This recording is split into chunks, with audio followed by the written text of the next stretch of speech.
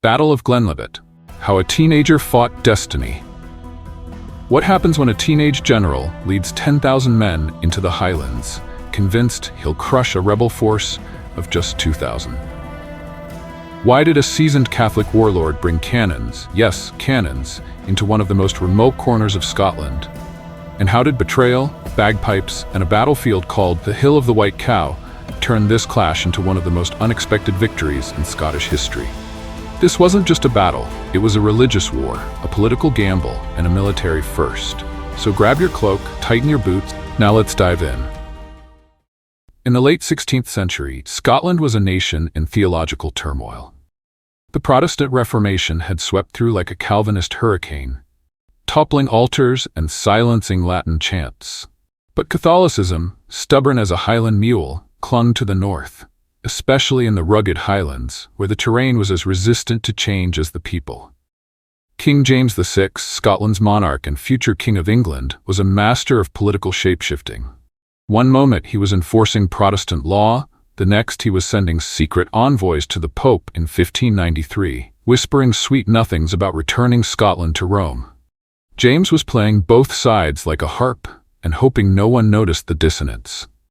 Steeped in Catholicism, he had already signed the Presbyterian Confession in 1588, a political move, not a spiritual one. Behind the scenes he was plotting with Spain, hoping to bring Catholic troops into Scotland and unseat Protestant rule. When Elizabeth first got wind of his correspondence with Spanish authorities, she sent the evidence straight to James VI. Huntly was briefly imprisoned, but thanks to his charm and connections, he was soon released. He didn't waste time. He raised a rebellion in the north, burned down the castle of his rival, the Earl of Moray, and stabbed him to death. An act so shocking it inspired the ballad, The Bonny Earl of Moray. Born in 1564, Errol was a convert to Catholicism and a serial conspirator. He began corresponding with King Philip II as early as 1589, pledging allegiance to Spain and plotting to overthrow Queen Elizabeth. One of his letters was intercepted and sent to James VI, who summoned him to the Privy Council. Errol ignored the summons.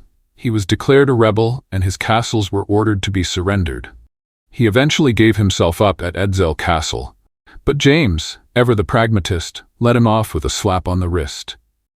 Errol then married Lady Elizabeth Douglas, daughter of the Earl of Morton, against the king's wishes, further cementing his position in the Catholic faction.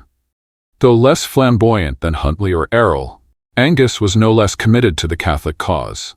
He joined the rebellion and aligned himself with the Spanish-backed faction. His role was more strategic, a quiet power broker who lent legitimacy and resources to the uprising. To James, this wasn't just flirtation, it was treason. Red-hot, papal-backed, cannon-loaded treason. James saw red and not the romantic kind.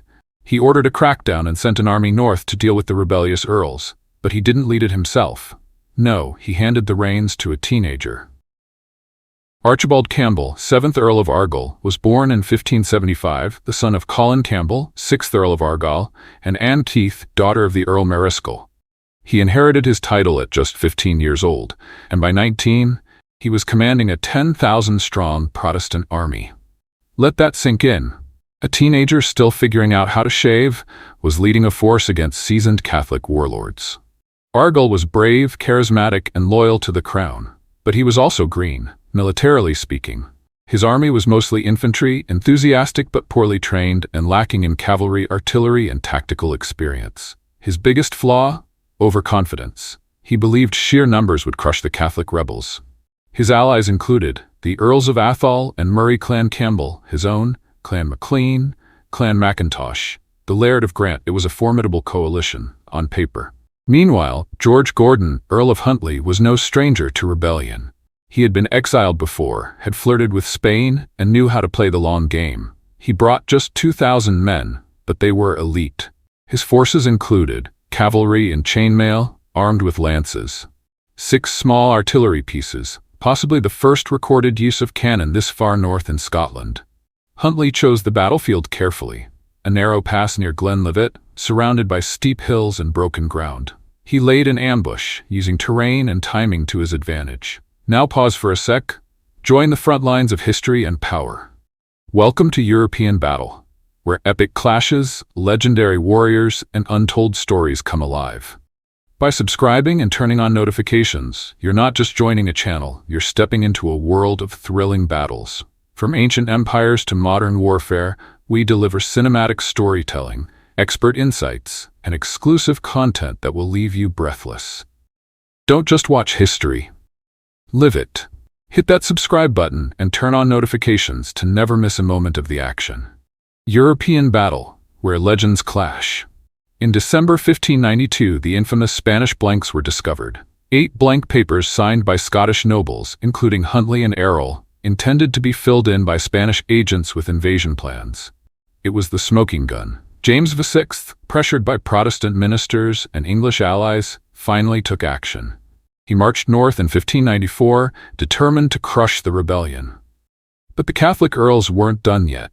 They rallied their forces and prepared for battle, leading to the dramatic showdown at Glenlivet.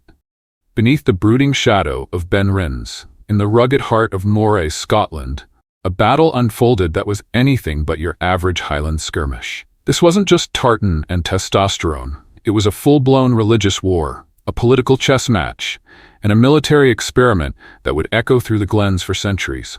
George Gordon, 6th Earl of Huntly, was no stranger to rebellion.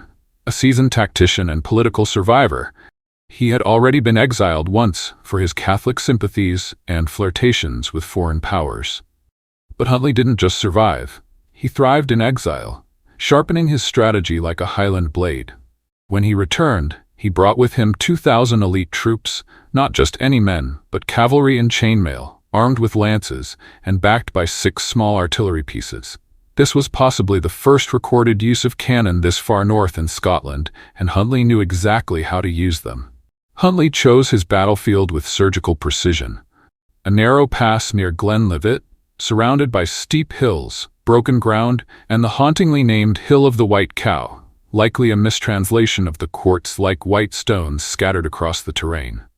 This was no place for infantry. The footing was poor, the slopes unforgiving. But for cavalry? It was perfect. Huntly laid an ambush, using the terrain and timing to his advantage. He positioned his cannon where they could shock and scatter, and his cavalry where they could charge downhill like thunder. Archibald Campbell, 7th Earl of Argyll, just 19 years old, led a 10,000-strong Protestant army. His troops were mostly infantry, enthusiastic but poorly trained and lacking in cavalry or artillery. Argyll believed sheer numbers would crush the Catholic rebels. As his army climbed the hill, Huntly's cavalry charged downhill, smashing into the Protestant ranks with brutal efficiency. Then came the cannon, a terrifying sound in the Highlands, where artillery was as foreign as French wine. The roar echoed through the glen, and Argyll's forces panicked. To make matters worse, John Grant of Gartenberg, one of Argyll's allies, betrayed him mid-battle. Grant had struck a secret deal with Huntly, and withdrew his men at the critical moment, leaving Argyll exposed and overwhelmed. The Protestant army crumbled. Legend says Argyll was led weeping from the field, his pride shattered and his forces decimated. Protestant casualties, 500 dead, Catholic casualties, 14 dead. The Catholics had won, decisively, but they didn't hold the field for long. Argyll, meanwhile, had learned a hard lesson in humility and the importance of artillery. The cannons had roared, the cavalry had charged, and the Protestant army had been sent packing, some on foot, some on stretchers, and one teenage commander allegedly in tears. The Catholics had won the Battle of Glenlivet in 1594 with a tactical brilliance that echoed through the glens like the last note of a dying harp. But victory, as history loves to remind us, is rarely simple, especially when King James VI is watching. The Catholic forces, led by the ever-calculating George Gordon, Earl of Huntly, had pulled off a masterclass in Highland warfare. With just 2,000 men, they had routed a 10,000-strong Protestant army led by Archibald Campbell, 7th Earl of Argyll, a teenager with more ambition than artillery. But despite the decisive win, Huntly didn't hold the field. Why? Because King James VI, Scotland's monarch and part-time political contortionist, was already marching north with his own army. James wasn't about to let a rebel, even a victorious one, flaunt his power. He had tolerated Huntly's Catholic leanings, even his flirtations with Spain, but now that Huntly had spilled Protestant blood and shaken the kingdom's stability, James had to act. And act he did, with cold calculation and royal flair. James VI didn't storm into Moray with vengeance. He arrived with authority. His army was a statement: I am the crown, and no one, not even a victorious rebel, defies me. Huntly, ever the survivor, read the room. He knew better than to challenge the king directly. So he did what any smart noble would do when the monarch shows up with an army. He threw himself on the king's mercy. No dramatic standoff, no last stand. Just a quiet, temporary exile, a strategic retreat that said, I'll be back, and you'll miss me. And back he came. Within months, Huntly was restored to favor, back in Scotland and back in power. He was the political equivalent of a cat with 9 lives and a cannon. Meanwhile, Argyll, the teenage commander who had marched into Glenlivet with dreams of glory, had learned a hard lesson in humility. Numbers alone don't win battles. Artillery does, and terrain, and betrayal, and experience. Argyll's defeat became a cautionary tale for every future commander who thought enthusiasm could replace strategy. The Battle of Glenlivet wasn't just a military turning point, it was a cultural one. It's believed to be the last battle in Scotland where harps were used. After that, the bagpipes took over as the soundtrack of war.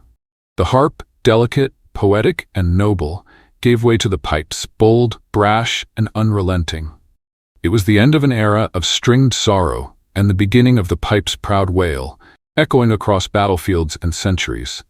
The region around Glenlivet remained Catholic for years, a testament to Huntly's influence and the battle's impact.